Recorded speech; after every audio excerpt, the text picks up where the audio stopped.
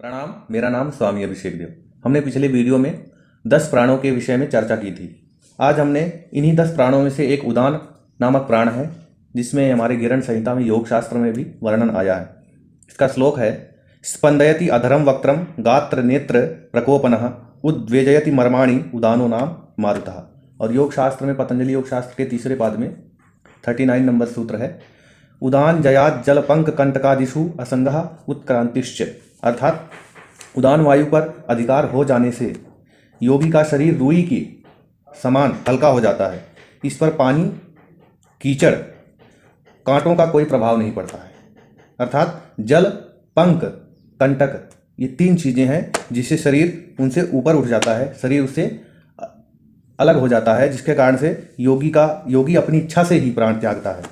मरण काल में ऐसे योगी के प्राण ब्रह्मरंध्र से निकलते हैं, जिसके कारण ऊर्ध्व गति प्राप्त होती है।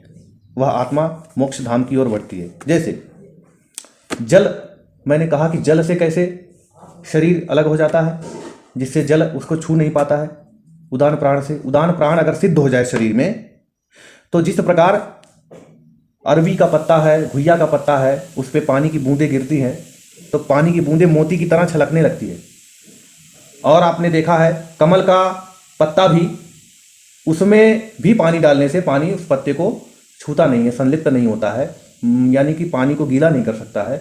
उसी प्रकार योगी का उदान प्राण सिद्ध हो जाने से शरीर भी हो जाता है।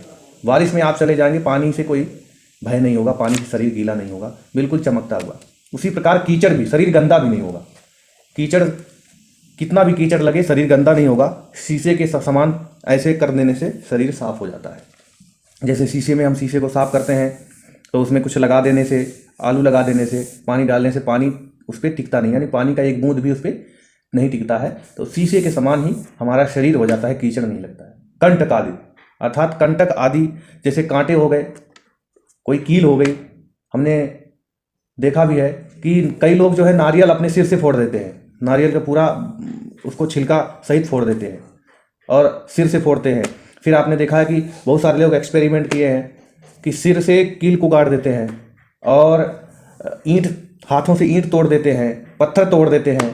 और आपने बहुत सारे देखा होगा कि लोहे, पैर से मारकर लोहे के रॉड को टेढ़े कर देते हैं, जो फिजिकल एक्टिविटी करते हैं, जो कुंफू कराटे सीखते हैं।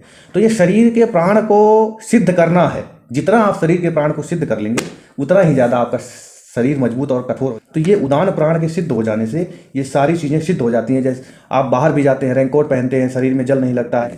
तो ये जो हमारे शास्त्र है, शास्त्र जीवन की रक्षा करते हैं और जीवन में हमको नए नए चीज़ों को सीखने के लिए प्रेरित करते हैं। तो आप सभी इन शास्त्रों का योग के माध्यम से, प्राणायाम के माध्यम से और गुरुजनों के माध्यम से, अच्छे शिक्षकों के माध्यम से, पुस्तकों के माध्यम से इसका अभ्यास कर सकते हैं। किसी न किसी एक व्यक्ति जो जानकार हो, उसके सामने बैठ के, उसके जो सानिध्य में ही सीख सकते हैं। और शिव जैसे योग शास्त्र है, शिव योग शास्त्र है, जैसे अन्य भी योग शास्त्र है, गिरण संहिता, हठ योग, प्रदीपिका, गोरक्ष पद्धति है, हठ योग, राज योग, इन सब में बहुत महत्वपूर्ण रूप से हमारे 10 प्राणों के विषय में बताया। आज हमने उदान के बारे में बताया, अगली वीडियो में हम आगे बताएंगे।